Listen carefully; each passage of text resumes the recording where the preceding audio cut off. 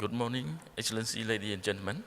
I'm very honored. Actually, I'm double honored because first, I've been able to be here and thanks to the Singapore government. Second, I'm honored because my senior minister, Excellency Im Chun Lim, he has appointed me as his representative to present his speech and share the Cambodian experience with the audience here. Allow me to read the speech in full, and at the same time, I also be able to share with you the PowerPoint presentation, which give you the visual and detail of the speech.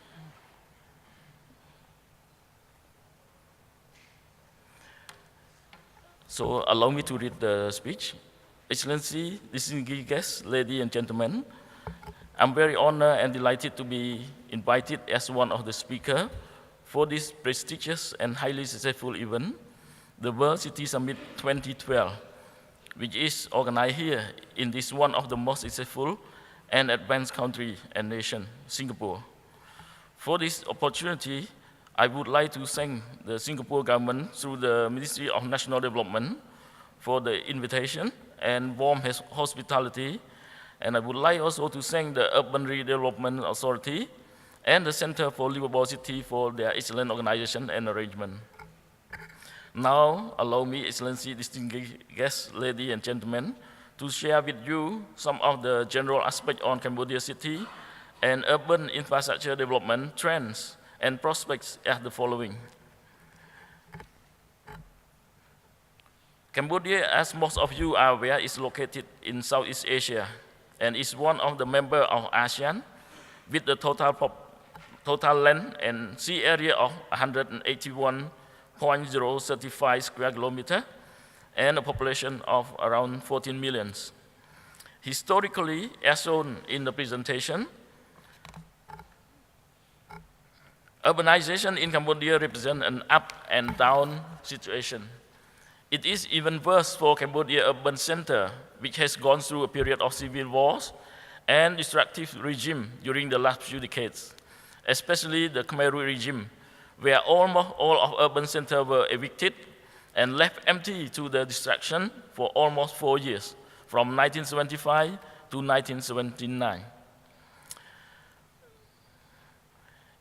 Even after the liberation in 1979, the country was still engaged in guerrilla war with the deserted Khmer Rouge soldiers, not until 1998, when Cambodia has gained complete territorial integrity, stability, security, and peace in every corner of the country, thanks to the win-win policy of Samdech Hun Sen, Prime Minister of the Kingdom of Cambodia, which has successfully distinguished all past historical civil wars and has harmonized all political parties to take part in the second national election in 1998.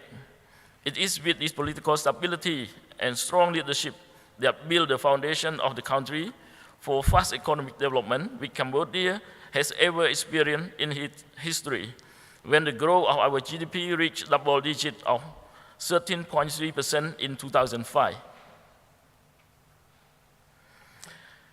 However, as shown in the graph, and according to the Ministry of Economic and Finance,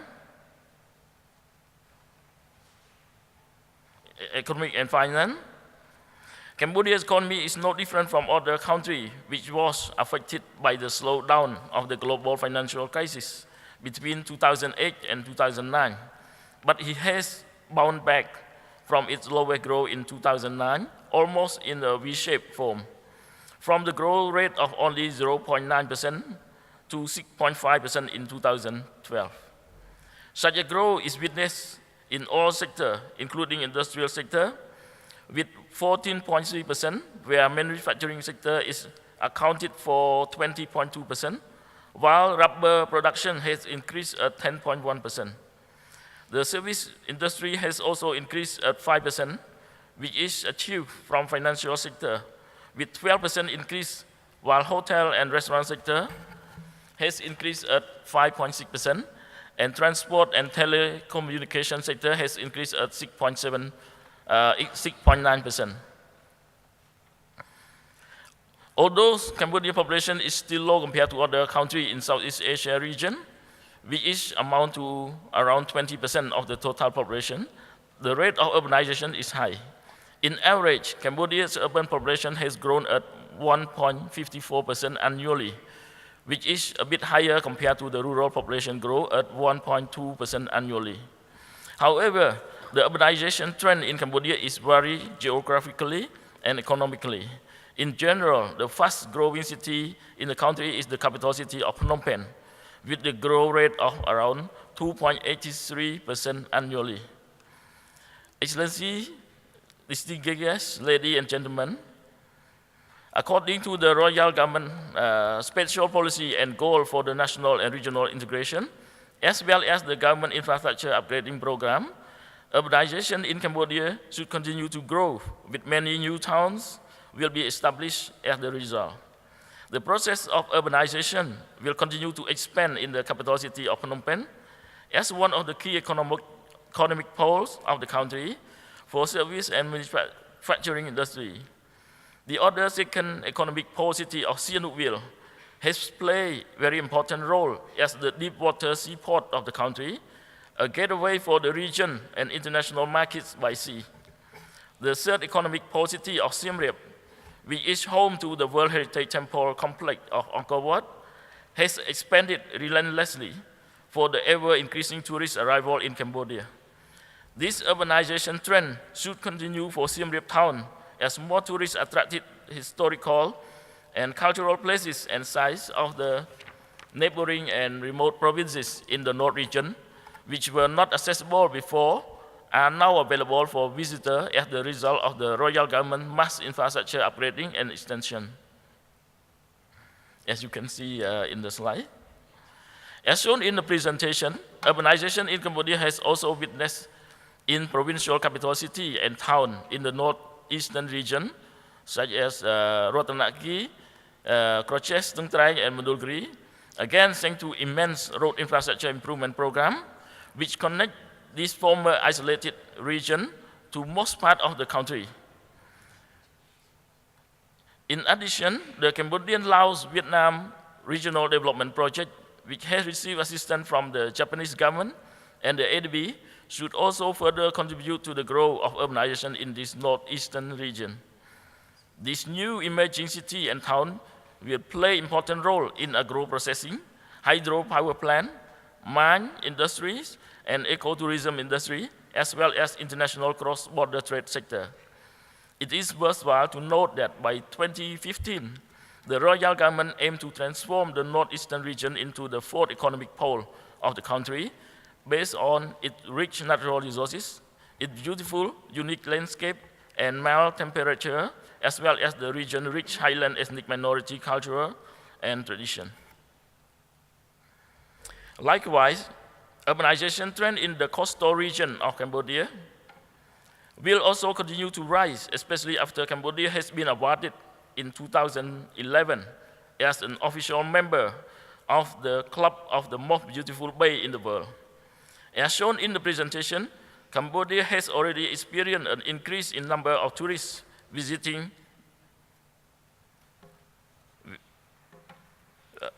its 440-kilometer long beach and island.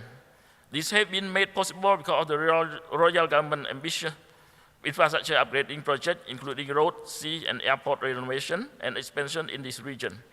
As a result, many towns and cities in the coastal region has grown and expanded to accommodate both tourism and international trade industry, due to also to the upgrading and extension of infrastructure projects, including road network, airport, and seaport in the region. The political stability and peace throughout the country, which Cambodia has achieved since 1998, has given the country a new historical opportunity to transform and develop its normally insecurity international borderline to become the area of development, cooperation, peace, and friendship with the neighboring countries.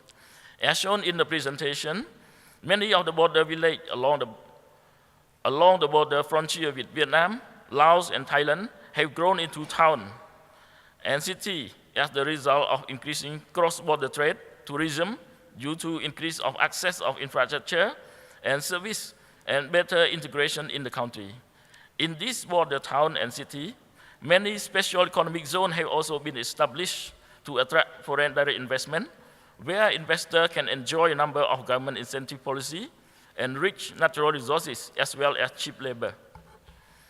As shown in the presentation,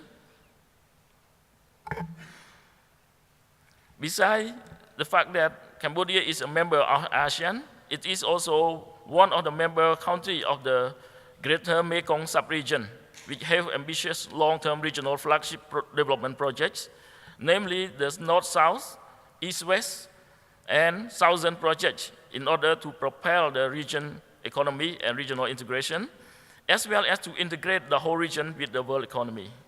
For such a purpose, many regional infrastructure improvement programs and projects have been initiated throughout the region and run across Cambodia. This will drive urbanization in Cambodia to further stage as the result of this better regional integration.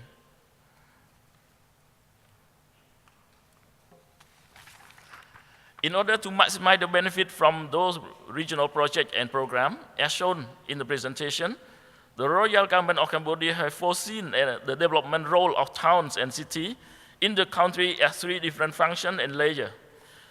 First, the capital city and its surrounding city, and town and one of the economic poles should play and act as the backbone of the country economy.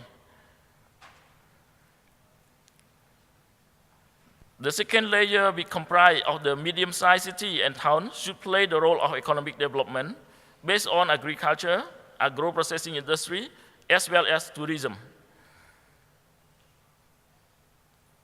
The third and final layer of the country, ring city and town, should act as the established border town and city based on cross-border trade and tourism.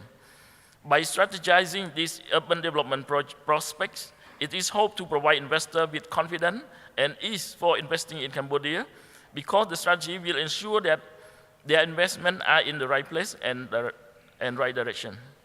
Excellency, distinguished guests, ladies and gentlemen, infrastructure investment is one of the priority projects for the Royal Government of Cambodia, and it was embedded in the Royal Government rectangular strategy for the second phase. Such a priority investment is promoted through public and private partnership investment strategy. Moreover, a sole private investment in infrastructure is appreciated by the Royal Government and can be initiated in various forms, including the build, operate, transfer, build, operate, own, and transfer, etc. Nonetheless, by investing in Cambodia, private investors can enjoy broader market of around 310 million customers in the GMS region and approximately a wider 550 million customers in the whole ASEAN region. Due to the full integration of Cambodia into this big potential market. At the same time, foreign investors in Cambodia shall enjoy investment security environment, since they will be well protected in Cambodia through improving laws and regulation on investment, which shall provide important guarantee for investors, such as the following: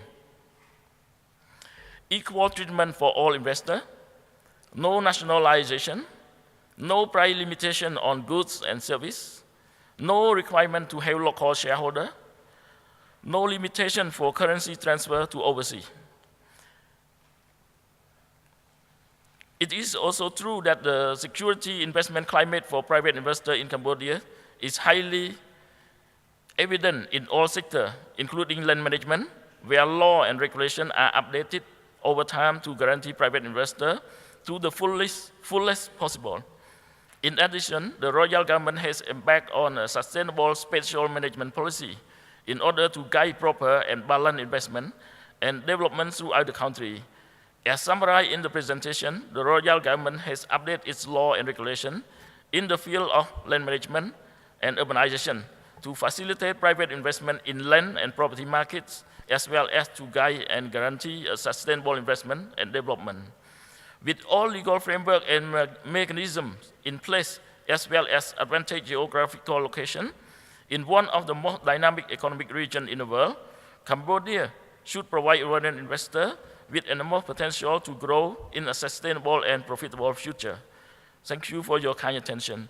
And before I end my presentation, I would like to share with you that if any of Excellency, ladies and gentlemen, interested in our PowerPoint presentation, we would be more than happy to share a copy of it. Thank you very much.